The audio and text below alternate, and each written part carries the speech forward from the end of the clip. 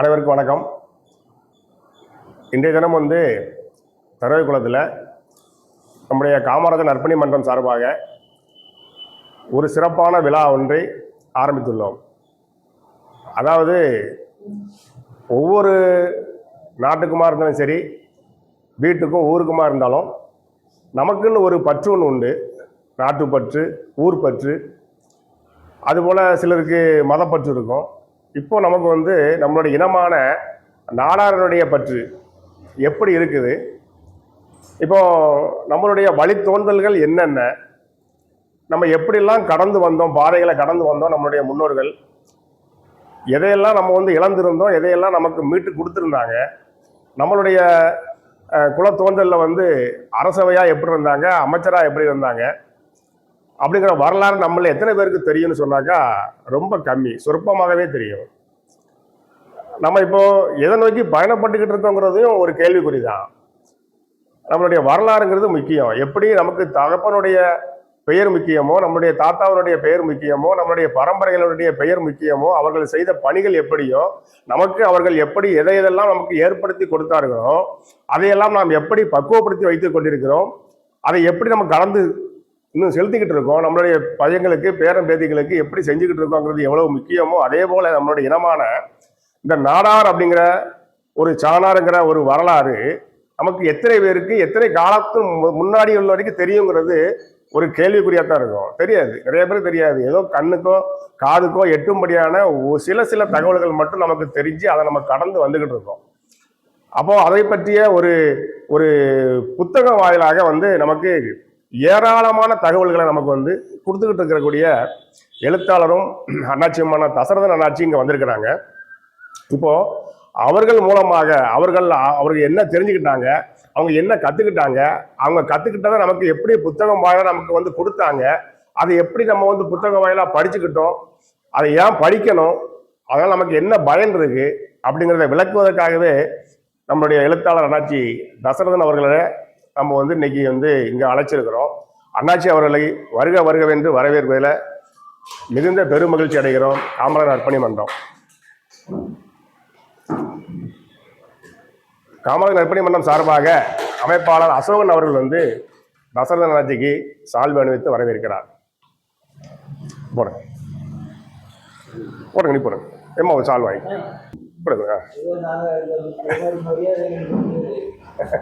பிறந்த நாள் கொண்டாட்டம் இந்த நாள்களில் நடந்துக்கிட்டு இருக்கு. அப்படியான ஒரு சிறப்பான ஒரு கூட்டத்தில் என்ன வரவழைத்து நாடார் இன வரலாறு என்ற தலைப்பில் ஏதோ எனக்கு தெரிந்த சில செய்திகளை சொல்வதற்கு அழைத்த உங்கள் அனைவருக்கும் என்னுடைய பணிவான வணக்கத்தை முதலில் தெரிவித்துக் கொள்கிறேன். நான் ஒரு மேடை பேச்சாளன் இல்லை, அதனால் ஒரு கலந்துரையாடல் மாதிரி தான் நாம் இந்த வரலாறை என்ன செய்வோம். உங்களுக்கு தெரிஞ்சதை எனக்கு சொல்லுங்கள், எனக்கு தெரிஞ்சதை உங்களுக்கு சொல்கிறேன். நம்முடைய இந்த காலகட்டத்தில் நம்முடைய நாடார்கள் எப்படி இருக்காங்கன்னா, ஒரு வகைரா அந்த நாடார் இன வரலாறுன்னு போட்டிருக்கு. அதனால் நம்ம நாடார்கள் ஒவ்வொரு வகைராவாக ஒவ்வொரு பிரிவுகளாக இருக்காங்க. ஒரு சான்றாக சொல்கிறேன். கிராமணி நாடார்னு ஒரு பெரிய அமைப்பு இருக்குது. நான் ஐயா சொல்லிக்கிட்டு இருந்தாங்க மாப்போசியை பற்றி. அந்த மாப்போசி பெரிய தலைவர் தான். புதுச்சேரி முதல்வர் இந்த நாராயணசாமி அவர் நாடார் தான், கிராமணி நாடார். அவங்களுக்கு ஒரு வரலாறு இருக்குது, பார்த்துக்கிடுங்க. ஔவையார்னு ஒரு புலவர் பாடி வச்சிருக்கிறாங்க, தொண்டை நன்னாடு சான்றோர் உடைத்து அப்படின்னு பாடி வச்சிருக்கு. அது எந்த சான்றோர்னா அந்த கிராமணி சான்றோர் தான். சான்றோர்னா தொண்டை நாட்டில் மட்டும்தான் இருப்பாங்க. இந்த காலத்தில் சான்றோருங்கிற சொல்லு படித்தவன் அப்படிங்கிற ஒரு பொருளை தருது.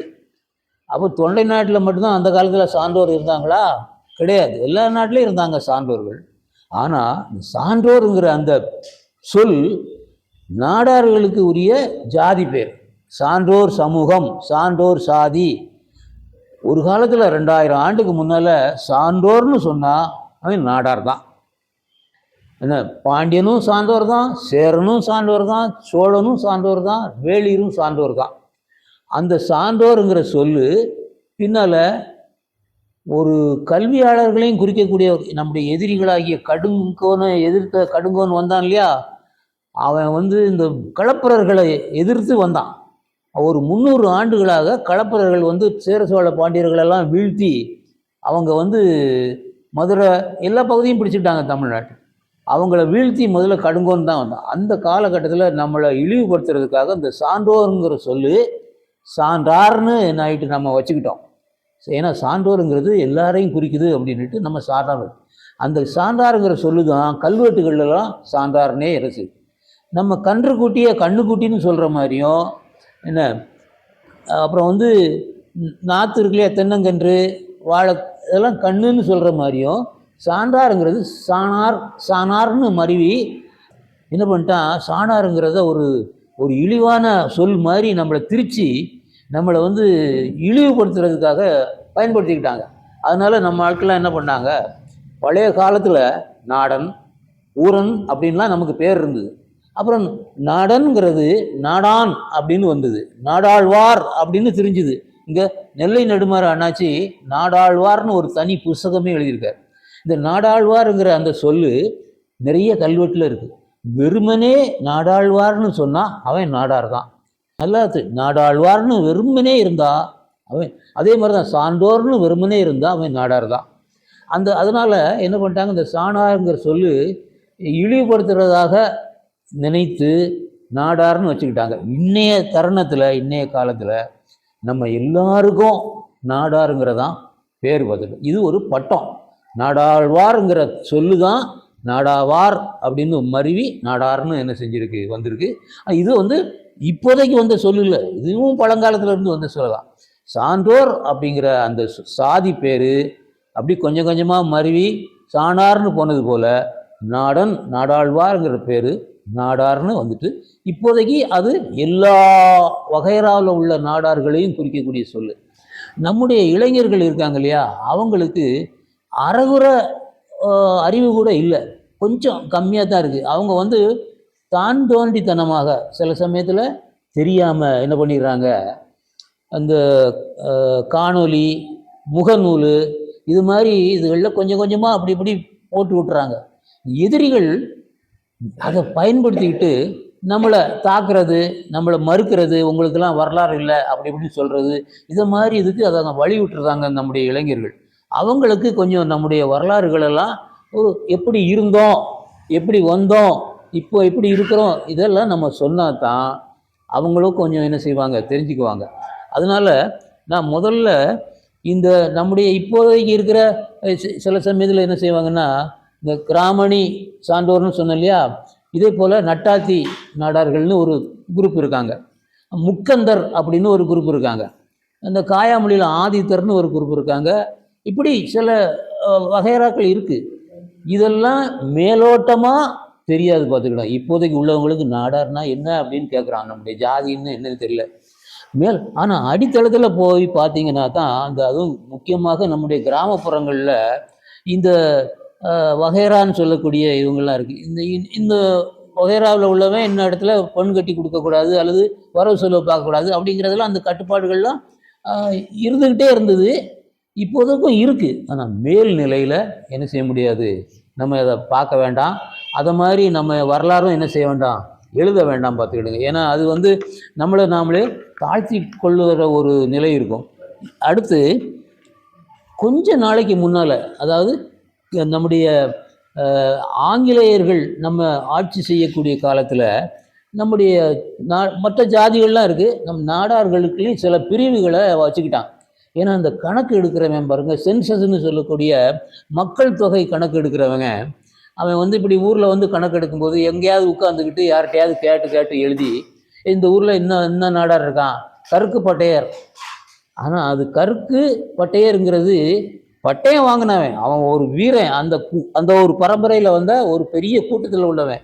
ஆனால் அந்த கருக்கு பட்டையருங்கிறது கருக்கு மட்டையர் அப்படின்னு திரிஞ்சு பணமட்டை அப்படின்னு சொல்லக்கூடிய ஒரு நிலைக்கு வந்துட்டு பார்த்துக்கிடுங்க. இதற்கு அதுக்கு காரணம் என்னென்னா, நமக்கு அந்த நேரத்தில் கல்வி அறிவை மறுக்கப்பட்டது.